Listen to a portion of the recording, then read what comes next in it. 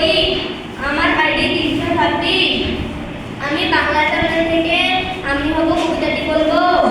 আমি হব কাজী নজরুল ইসলাম। আমি হব সকালবেলার পাখি, সবার আগে কুসুম বাগে উঠবো আমি ডাকি। সূর্যি মামা জাগার আগে উঠবো আমি জেগে।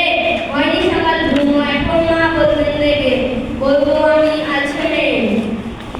ওকে, এটুকুই ছিল না? আচ্ছা, তুমি প্রেজেন্ট ইংরেজি অংশ থেকে একটা বাক্য বলো যেটা বলা আছে, তোমার ইচ্ছা মতো বলো। 4টা টেন্স আছে না?